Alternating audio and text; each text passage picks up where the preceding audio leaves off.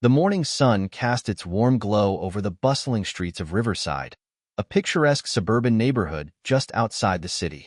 The scent of freshly brewed coffee wafted from Blue Haven Cafe, where Emma Walker sat at a table near the front window, engrossed in her laptop. She was typing furiously, trying to meet a work deadline. Her dark hair was pulled back into a simple ponytail, and her large tote bag rested by her feet. Emma enjoyed the cafe's atmosphere, busy but not overwhelming, with soft chatter and the occasional clink of cups and plates. It was a safe place, or so she thought. Unbeknownst to Emma, three men stood across the street, their conversation hushed but their intentions clear. Easy pickings, Cole muttered, the leader of the group. He was lean, with a sharp jawline and a calculating smirk that rarely left his face. Just look at her. Distracted. Expensive bag. Probably doesn't even lock her phone. Liam, his brash sidekick, chuckled. Yeah, rich types never pay attention. What do you think, Sean? Sean, the quietest of the three, simply nodded. His eyes darted around, assessing the scene. The hesitation on his face went unnoticed by his companions. Inside the cafe, Emma stretched her arms and glanced at her watch. Her father, Noah, was supposed to meet her here in 15 minutes. She hadn't seen him in weeks, and despite his retired military demeanor and intense personality, she always found comfort in his presence. She returned to her laptop, oblivious as Cole and his crew made their move. Cole led the way into the cafe, Liam and Sean flanking him like loyal shadows. The trio moved with practiced nonchalance, but their eyes locked onto Emma's table. Nice place, Cole murmured as they approached her. He pulled out a chair and sat down without asking. Liam and Sean took the seats on either side, boxing her in. Emma's fingers froze over her keyboard. She looked up, startled, and met Cole's piercing gaze. Can I help you?" she asked, her voice cautious but steady. "Sure," Cole said, his smirk widening. "We just thought we'd join you. It's a little crowded in here, don't you think?" Emma glanced around. The cafe wasn't crowded at all. She could feel the tension rising, the unmistakable chill of danger. Liam leaned forward, his voice mockingly friendly. "What's in the bag? Designer? Huh? Must have cost a pretty penny." Emma instinctively reached down, clutching the strap of her tote. "It's just a bag," she said, trying to maintain her composure. "Now, if you don't mind." Cole cut her off, his smirk hardening. "Relax. We're just making conversation." His tone was smooth, but the threat was unmistakable. Emma's mind raced. Should she call for help? Who would step in? The other patrons seemed oblivious or too nervous to intervene. Before Emma could respond, the cafe door opened with a jingle, and Noah Walker entered. Noah was a man who commanded attention without trying. His broad shoulders and military posture gave him an air of authority that turned heads. His sharp green eyes scanned the room and locked onto Emma's table. He frowned as he took in the scene. Emma, tense and clutching her bag, and the three men surrounding her. Without a word, he crossed the cafe in long, purposeful strides. "Emma," Noah said, his voice calm but firm. "Everything okay here?" Emma's relief was palpable. "Dad," she said quickly, "these men were just leaving." Cole turned to face Noah, his smirk faltering slightly. "Who are you, old man?" Noah didn't flinch. His gaze was icy and unwavering. "Someone you don't want to mess with. Leave. Now." Liam snorted. "You think we're scared of you? 3 against 1. Old-timer. Maybe you should back off before you get hurt." Noah's lips twitched into the faintest smile, but his eyes remained cold. "You have no idea what you've just walked into." Cole stood, towering over the table as he tried to intimidate Noah. "You don't scare us." Noah didn't respond. Instead, he moved with startling speed, grabbing Cole's wrist as he reached for Emma's bag. With a twist and a shove, Cole stumbled backward, clutching his arm in pain. Liam lunged at Noah, but he sidestepped easily, using the momentum to throw Liam into a nearby chair. Sean hesitated, then took a step back, clearly unsure whether to join the fray. The cafe erupted into chaos. Customers shouted, some pulling out their phones to record, others scrambling for the door. Cole recovered quickly, his smirk replaced with a snarl. "You're going to regret that," he spat, motioning for Sean to move in. Sean hesitated again, his uncertainty written all over his face. But Cole's glare was enough to spur him into action. Noah was ready. He ducked Sean's clumsy swing, landing a swift punch to his gut. Sean doubled over, gasping for air, as Noah turned his attention back to Cole. "You want to keep going?" Noah asked, his voice steady and unshaken. Cole wiped a trickle of blood from his lip, glaring daggers at Noah. "You're dead. You and your little girl. You don't know who you're messing with." Noah stepped closer, his presence looming. "Get out, before I change my mind about letting you walk away." For a moment, Cole seemed ready to fight again. But when he looked around and saw the phones recording, the police sirens in the distance, and his incapacitated friends, he cursed under his breath and made for the door. "This isn't over," Cole growled as he left, dragging Liam and Sean with him. As the cafe began to settle, Emma stood, her legs shaky. "Dad, I don't even know what to say." Noah placed a reassuring hand on her shoulder. "You don't have to say anything. Let's get out of here before the cops arrive." "Shouldn't we stay to report what happened?" Emma asked. "We will," Noah replied. "But this isn't the end of it. They'll come back, and when they do, we need to be ready." Emma looked up at her father, her heart pounding. "Who are these people, Dad?" Noah's expression darkened. "Trouble." As they left the cafe, Emma couldn't shake the feeling that her life had just changed forever. The drive back to Emma's apartment was silent, except for the faint hum of the car engine. Emma sat in the passenger seat, her arms crossed tightly across her chest. She kept replaying the events at the cafe in her head, each moment replaying like a warning she couldn't shake. Noah's hands gripped the steering wheel firmly, his sharp gaze fixed on the road.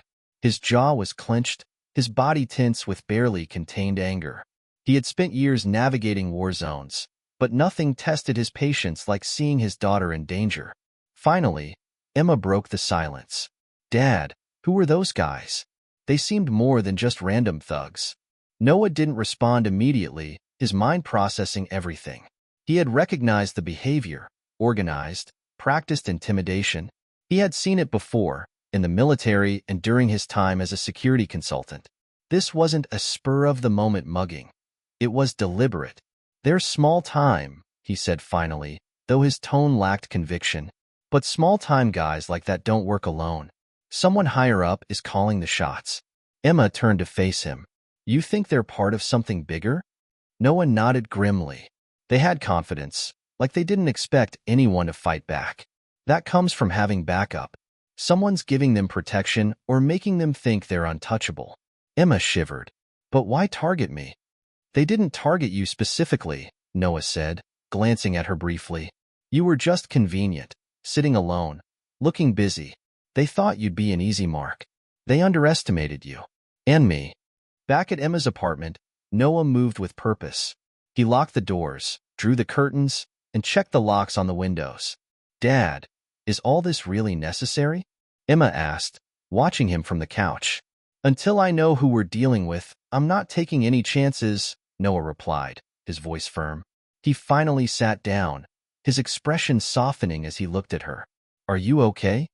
Emma hesitated, her fingers twisting in her lap. "I'm fine.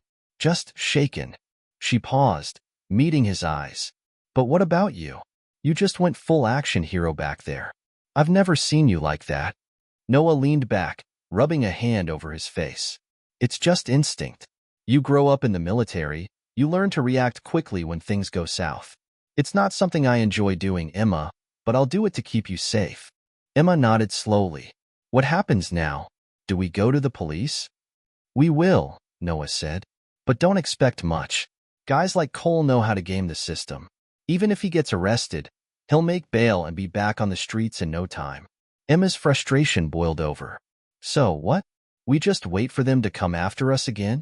"No," Noah said, his tone deadly serious. "We don't wait. We take control." Later that evening, Noah made a call to his old friend Ethan Grant. Ethan was a former Navy intelligence officer turned cybersecurity expert.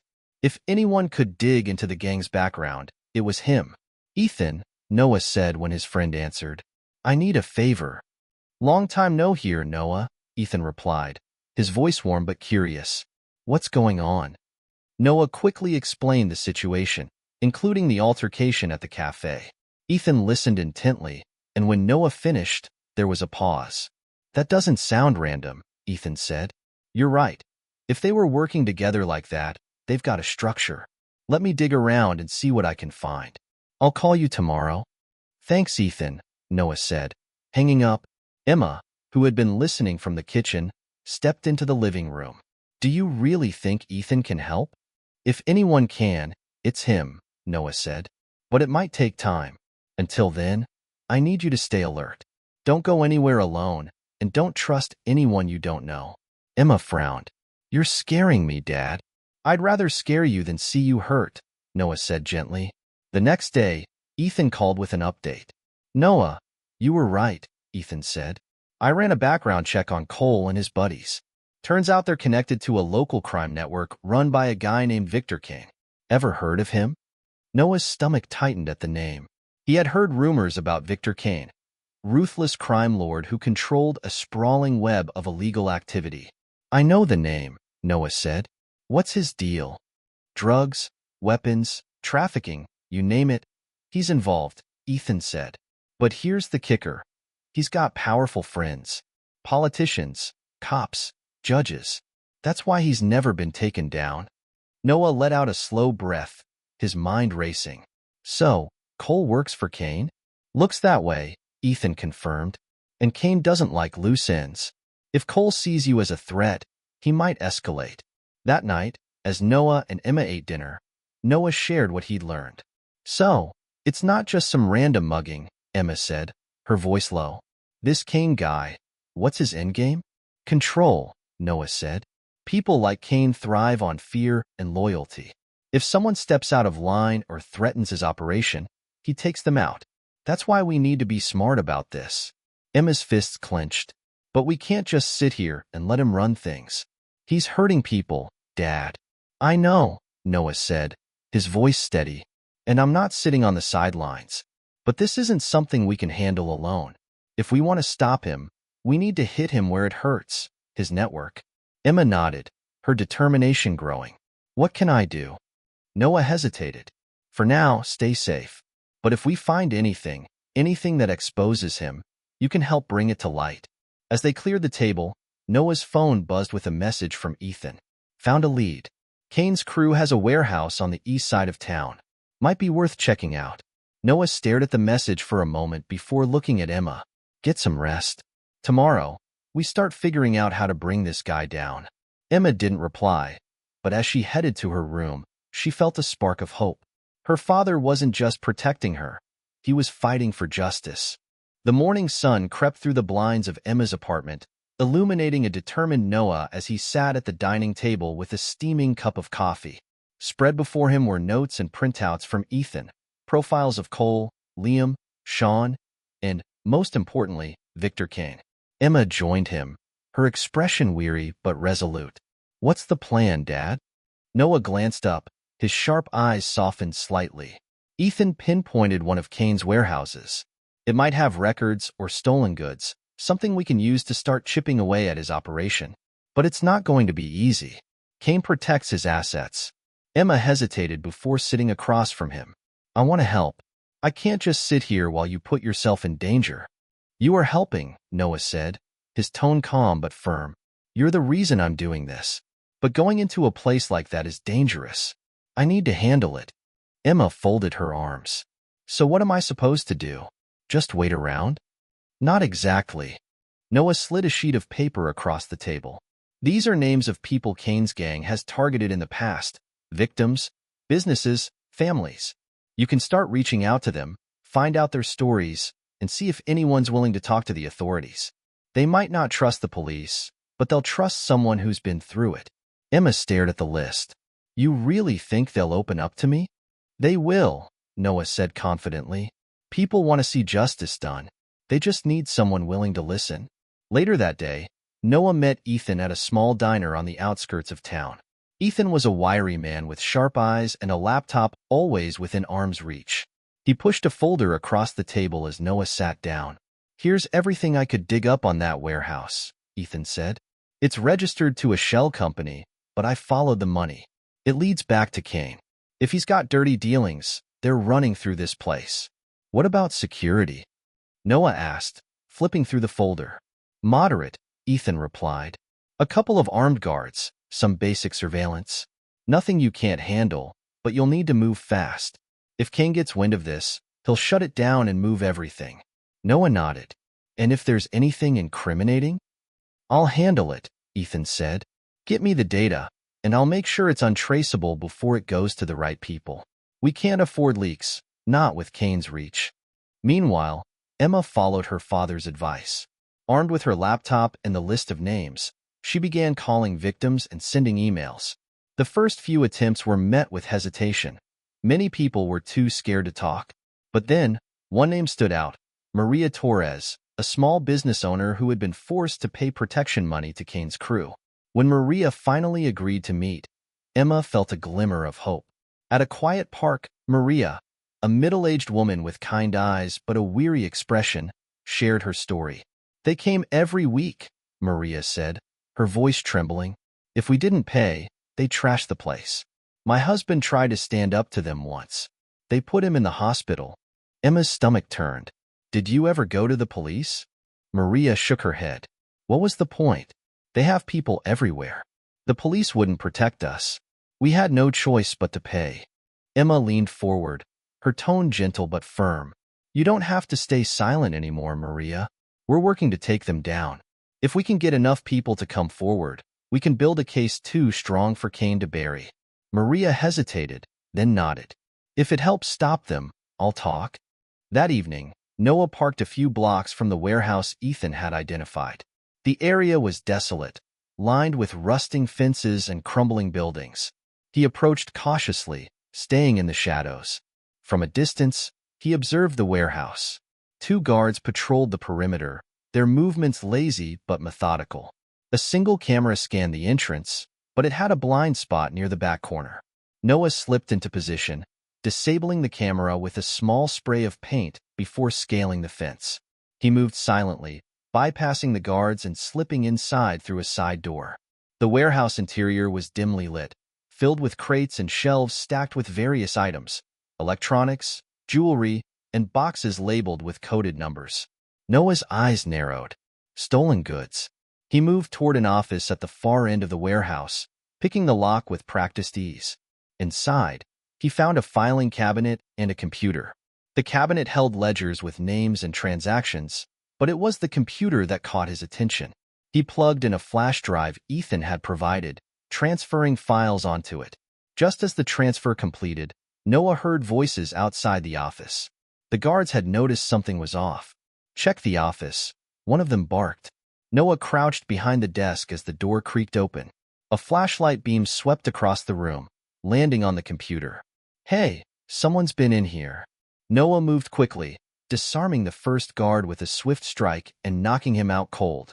The second guard entered, drawing a gun. But Noah used the element of surprise, kicking the weapon from his hand and subduing him. He tied them up with zip ties he carried in his pack and quickly made his exit, sticking to the shadows. Back at Emma's apartment, Noah shared his findings with Ethan over a secure call. These files are gold, Ethan said.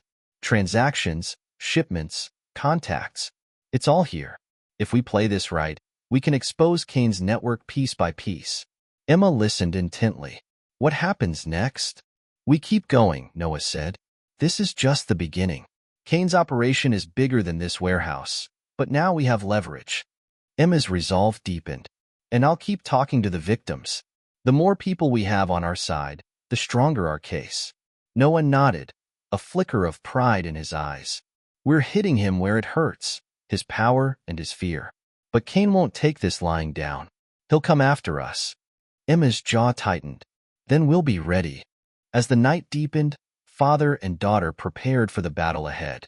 They had taken the first step in dismantling Kane's empire, but they both knew the fight was far from over. The city bustled with its usual energy, but Emma couldn't shake the unease that had settled over her since the warehouse operation. She sat at her kitchen table, sipping coffee and scrolling through her notes. The accounts she gathered from Kane's victims painted a stark picture of fear and hopelessness. But now, for the first time, it felt like something could change. "Any updates from Ethan?"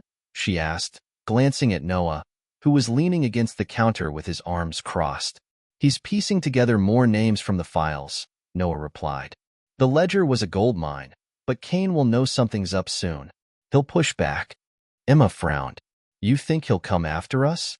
Noah's expression hardened. "He won't stop until we make him." That afternoon, Emma decided to step out. She needed fresh air and wanted to meet with another victim she'd contacted, a young woman named Callie who had been coerced into working for Kane's crew.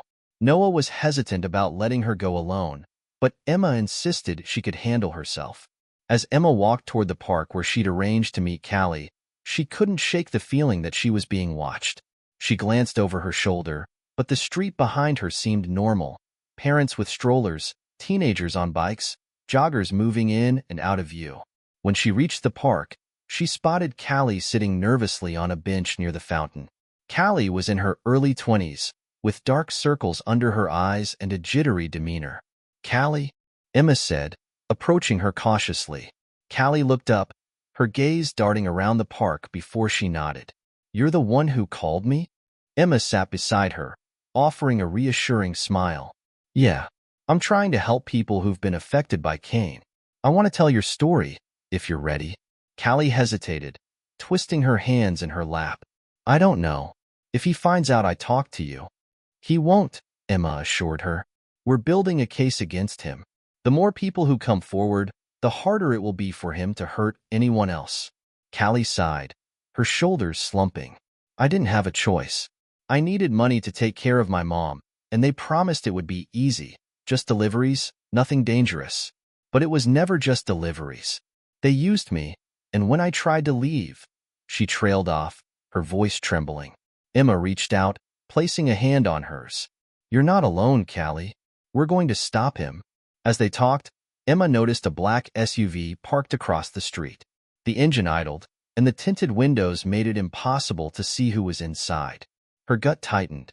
"Callie," Emma said softly, her tone urgent, "did anyone follow you here?" Callie's eyes widened. "I don't know. I don't think so." Before Emma could respond, the SUV's door opened, and two men stepped out. Both were large, dressed in dark clothing, and moved with purpose. "We need to leave." "Now," Emma said, standing and pulling Callie with her. The men crossed the street quickly, their eyes locked on Emma and Callie. Emma's heart raced as she scanned the park for an escape route. "This way," she said, leading Callie toward a cluster of trees. They weaved through the park, dodging strollers and joggers, but the men were gaining on them. Suddenly, a familiar voice cut through the chaos. "Emma, get down." Emma turned to see Noah sprinting toward them. Without hesitation, she pulled Callie to the ground as Noah barreled into one of the men, sending him sprawling. The second man lunged at Noah, but he sidestepped, delivering a swift punch to the man's gut. The attacker doubled over, gasping for air. "Emma, take Callie and go," Noah shouted. "But..." "Go." Emma grabbed Callie's hand and ran, her heart pounding as she heard the sounds of the struggle behind her. She didn't stop until they were out of the park and inside a nearby diner. Noah dealt with the attackers swiftly. The first man swung at him, but Noah caught his arm and twisted, forcing him to the ground. The second man tried to recover, but Noah kicked the weapon from his hand and subdued him with a well-placed strike to the side of his head. Satisfied that both men were incapacitated, Noah quickly searched them, finding IDs and a burner phone. He pocketed the phone and slipped away before anyone could notice. At the diner, Emma and Callie sat in a booth, both trying to catch their breath. Emma's phone buzzed, and she answered immediately when she saw Noah's name. "Are you okay?" he asked, his voice steady but tense. "We're fine," Emma said. "What about you?" "I'm fine. I'll explain everything when I get there. Stay put." When Noah arrived, he slid into the booth across from Emma and Callie. He looked tired but uninjured. "They sent those men to scare you," Noah said, his voice low. "But they weren't expecting me." Emma frowned. "How did you know we were in trouble?" "I've been tailing you," Noah admitted. I had a feeling Kane would make a move after what we've been doing. Callie's voice trembled. This is why I didn't want to talk. They'll never stop coming. They will, Noah said firmly. Because we're not going to stop either. Callie, if you're ready, I can help you disappear. Give you a chance to start over. Callie hesitated, then nodded. I don't want to live like this anymore. Back at Emma's apartment, Noah reviewed the phone he'd taken from the attackers. It was filled with cryptic messages and location pins, but one address stood out, a downtown nightclub called the Ember Room. This place is important, Noah said, showing the phone to Emma. If Kane's sending orders from here, it's more than just a club. It's a hub. Emma's brow furrowed. Are you planning to go there? Noah nodded. It's the next step. Kane's escalating, which means he's getting desperate. If we can hit him hard here, we can throw his whole operation into chaos. Emma didn't argue. She knew her father was right. What do you need from me? She asked. Keep doing what you're doing, Noah said. Gather stories, build trust. We'll need every ally we can get. As the night deepened, Noah prepared for the next phase of their fight. Kane had made his move, but Noah wasn't going to let the crime lord intimidate them. This wasn't just about justice anymore. It was personal. The downtown skyline gleamed under the city lights as Noah parked a few blocks from the Ember Room. The nightclub wasn't just a hotspot for late-night partygoers. It was a critical piece of Victor Kane's empire. According to the phone Noah had retrieved, Kane used the club as a front for meetings, payoffs, and laundering money.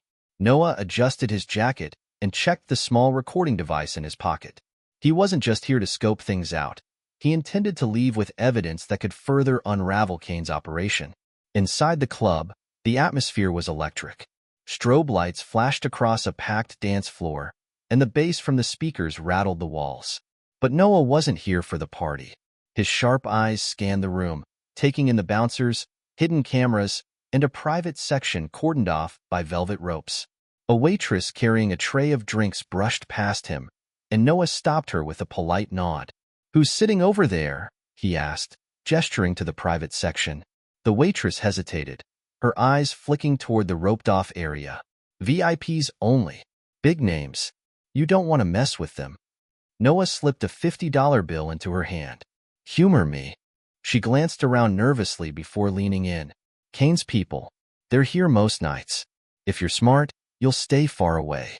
Noah thanked her and melted into the crowd, making his way toward the VIP section. Meanwhile, back at the apartment, Emma was on a call with Ethan. She had sent him the latest batch of stories she'd collected from Kane's victims, and he was piecing them together into a comprehensive report. "These accounts are powerful," Ethan said. "If we can get enough people to corroborate them, we'll have an airtight case." Emma leaned back in her chair, exhaustion etched into her face. "But will they come forward? Everyone I've talked to is scared. They think Kane's reach is too strong." "They're not wrong," Ethan admitted. "But if we hit Kane hard enough, his grip on the city will weaken. People need to see he's vulnerable." Emma glanced at her phone, worried about her father. "He's at the Ember Room right now. If anything happens..." "He'll be fine," Ethan said, though his voice was less confident than his words. "Your dad's been through worse." At the nightclub, Noah edged closer to the VIP section, blending into the crowd. Two large men stood guard at the entrance, their stances wide and imposing. Noah didn't have time to waste, so he opted for direct action. He stumbled toward the guards, feigning drunkenness. "Hey, fellas," he slurred. "Any chance I can join the party?" "Get lost," one of the guards growled. Noah stepped closer, as if to argue, then swiftly delivered a strike to the guard's throat. Before the second guard could react, Noah grabbed his arm, twisting it behind his back and shoving him into the wall. Both men were incapacitated within seconds. Noah slipped inside, his demeanor instantly shifting back to calm and focused. The VIP section was quieter, with plush leather seating and a few men in tailored suits gathered around a low table. At the center of the group was Alex Cardenas, one of Kane's trusted lieutenants. Noah positioned himself near a potted plant, where he could hear their conversation without drawing attention. "I don't care what it costs," Alex was saying, his voice low but forceful. "We need to move the shipment out of the docks by Friday. Kane's already pissed about the warehouse raid. Noah's ears perked up. He tapped the recording device in his pocket, ensuring it was capturing every word. One of the other men leaned forward. What about the guy who hit us? You think he's connected to the cops? Alex scoffed. Doesn't matter. Kane wants him dealt with. And his daughter too. Noah's blood ran cold, but he kept his expression neutral. He'd expected retaliation, but hearing Emma's name sent a surge of anger through him.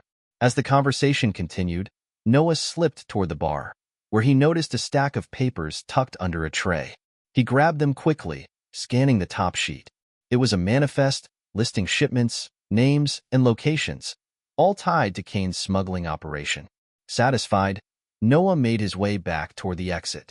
But as he reached the door, a voice called out behind him. Hey, who the hell are you? Noah turned to see Alex standing, his eyes narrowing. Wrong place, wrong time, Noah said casually, but his hands were already moving toward the baton concealed in his jacket. Alex smirked. Get him. Two men lunged toward Noah, but he was ready. He sidestepped the first, delivering a swift elbow to the man's jaw, then used his baton to block a punch from the second attacker. A quick jab to the ribs sent the man sprawling. Alex backed away, reaching for a gun. But Noah threw the baton with precision, knocking the weapon from his hand. Tell Kane this isn't over, Noah said, his voice cold. Then he disappeared into the crowd before Alex could recover. Back at the apartment, Noah burst through the door, his face tense but victorious. You're back, Emma said, relief flooding her voice. I've got what we need, Noah said, handing her the papers and pulling the recording device from his pocket. This proves Kane's operation is bigger than we thought. He's smuggling through the docks, and he's planning something big for Friday. Emma's eyes widened as she scanned the papers. This is huge. But what do we do with it? Noah glanced at his watch. We go to Olivia Reyes. She's a detective I trust. If anyone can act on this, it's her.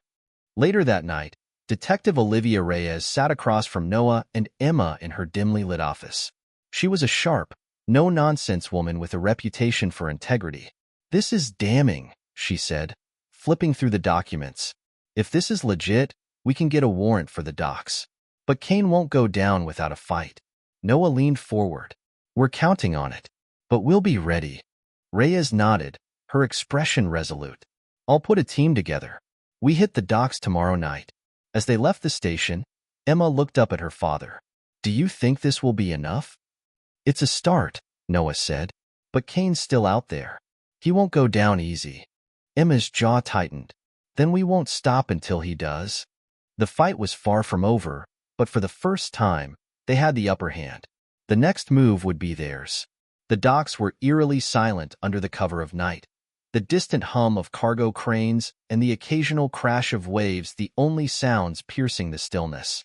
Detective Olivia Reyes and her tactical team crouched in the shadows, their dark uniforms blending seamlessly with the environment.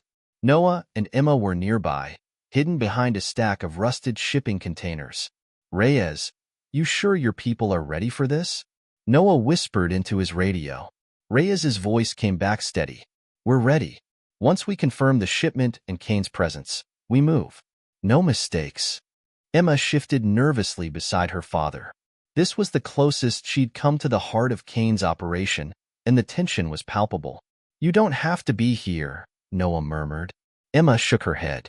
I'm not backing out now. If we're going to stop him, I need to see it through. Noah gave her a brief nod, pride flickering in his eyes. Stay close to me. The operation had been timed perfectly. A few hours earlier, the evidence Noah gathered from the Ember Room had secured a warrant for the raid. Olivia Reyes's team had spent the evening preparing, knowing they were about to confront one of the city's most dangerous criminals. Noah had insisted on being part of the operation, and Emma had refused to be left behind. Now, as they crouched in the cold, waiting for Kane's shipment to arrive, the weight of the moment hung heavy in the air. A low rumble echoed in the distance, and a convoy of trucks emerged from the darkness, pulling into a massive warehouse at the center of the docks. That's it, Reyes whispered into her radio. Everyone, hold your positions. Noah adjusted his earpiece and leaned toward Emma. Stay low. Stay quiet. She nodded, clutching her small recording device tightly. The trucks came to a stop, and men in dark clothing began unloading crates. Among them was Victor Kane himself, his commanding presence unmistakable. He barked orders, his sharp voice cutting through the night. Reyes's voice crackled in Noah's earpiece. "We've got visual confirmation of Kane. Tactical team, move into position." Noah and Emma stayed back, watching as Reyes's officers spread out, creating a perimeter around the warehouse. The plan was simple: trap Kane and his men inside, secure the shipment, and gather enough evidence to dismantle his operation for good. But plans rarely survived first contact. One of Kane's men spotted movement among the containers and shouted a warning. "We've been made." Reyes's voice snapped over the radio. "Go, go, go." The tactical team sprang into action, their flashlights cutting through the darkness as they stormed the warehouse. Gunfire erupted, the sharp cracks echoing across the docks. Noah pulled Emma behind a stack of crates, shielding her as bullets ricocheted off the metal. "You okay?" he asked, his voice tense. "I'm fine," Emma said, her voice shaking but determined. Noah peeked around the corner, assessing the chaos. Reyes's team was holding their ground, but Kane's men were well-armed and using the trucks as cover. Noah turned to Emma. "Stay here. Don't move until I come back." "What?" "No, you can't." "Emma, listen to me," Noah said firmly. "I need to stop Kane. You're safer here." Emma reluctantly nodded, and Noah slipped into the fray, moving with the precision of a seasoned soldier. Inside the warehouse, the firefight intensified. Noah took down 2 of Kane's men with swift, calculated strikes, using the shadows to his advantage. He spotted Kane near the back of the warehouse, shouting orders as he tried to load a smaller truck with the most valuable crates. "Kane!" Noah called, his voice cutting through the chaos. Kane turned, his eyes narrowing as he spotted Noah. A cruel smirk spread across his face. "Well, if it isn't the hero, you should have stayed out of this, Walker." "I don't let people like you walk away," Noah said, his tone cold. Kane laughed, pulling a gun from his waistband. "You're out of your depth, old man." Noah didn't wait. He lunged toward Kane, grabbing a metal rod from the ground and deflecting the first shot. The 2 men collided, grappling for control. Outside, Emma's heart pounded as she watched the chaos unfold. She knew her father had faced worse, but seeing him outnumbered and outgunned made her feel powerless. Then she noticed something. One of Kane's men was slipping away, carrying a large case toward the docks. Emma's jaw tightened. "Not on my watch," she muttered. She slipped out of her hiding spot and followed the man, keeping to the shadows. Inside the warehouse, Noah and Kane's fight was brutal. Kane was strong, but Noah's training and experience gave him the edge. He disarmed Kane with a well-placed strike, sending the gun skidding across the floor. "This is over, Kane," Noah said, pinning him against a crate. Kane sneered. "You really think you've won? My people don't need me to keep this going. You'll never stop us all." Noah's grip tightened. "Maybe not, but I'm going to stop you." By the docks, Emma caught up to the man carrying the case. She stepped into his path, holding up her phone. "Put it down," she said, her voice steady despite her fear. The man sneered. "You've got guts, lady. Too bad they won't save you." He lunged at her, but Emma was ready.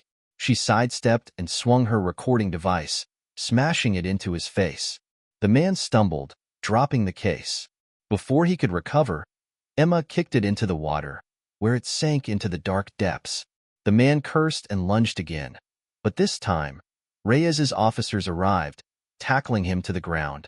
Back in the warehouse, Reyes's team stormed in, securing the area and arresting Kane's remaining men. Noah stood over Kane, breathing heavily but victorious. "Victor Kane," Reyes said, approaching with her gun drawn. "You're under arrest." Kane glared at her, but said nothing as she cuffed him. Outside, Noah found Emma surrounded by officers, her face streaked with sweat and dirt but defiant. "You okay?" he asked, pulling her into a tight hug. "I'm fine," she said, her voice muffled against his chest. "What about you?" "I'm still standing," Noah said with a small smile. As Kane was led away, he turned to Noah and Emma, his eyes filled with venom. "This isn't over," he snarled. Noah's gaze didn't waver. It is for you. The docks were quiet again as the sun began to rise, casting a golden glow over the water. The fight was over, but Noah and Emma knew the work was just beginning. This was a victory, Noah said as they watched the police load the evidence into trucks. But we've still got a long road ahead. Emma nodded, her resolve stronger than ever. Then we keep fighting. Together.